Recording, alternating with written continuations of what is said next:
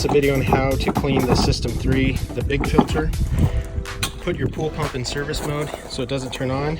Then you're going to bleed out your pressure out of the top of the pressure gauge. Let that run until you don't hear air running anymore. Then you're going to start taking off all of these clamps. These are going to loosen to the point where it creates a gap, and then you'll be able to lift these out, set them on the ground all the way around. Probably will need channel locks the first time to get them loose. Alright, now that we have all the clamps off, we're going to lift off the lid and just set it off to the side. And on the inside you can see there are two filters. When these go back in, it's important that you line up your arrows to the front pipe. There's a pipe at the bottom of this filter and at the bottom of this filter that will sit down into a seat housing at the bottom of the filter.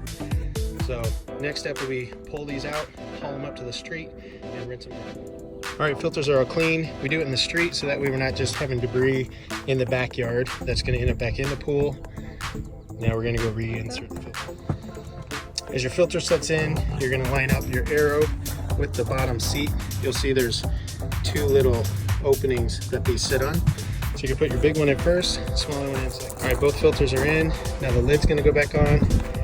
As you place the lid, you will want to be paying attention to where the bleed out valve goes to make sure it's spraying towards an open area and not towards a window or towards all your equipment. Then go ahead and put on all the clamps. So your clamps are going to go back in place, slide down in, and then tighten them like a tire. So do a star pattern, tighten, tighten, tighten, tighten, like so. There's a drain plug that once the filters are out, you can pull the drain plug. That'll rinse out the bottom of the tank, and then you can reinsert it. Relieve the O-ring if it's dry.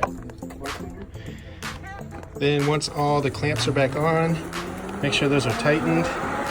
Make sure your bottom plug is tightened.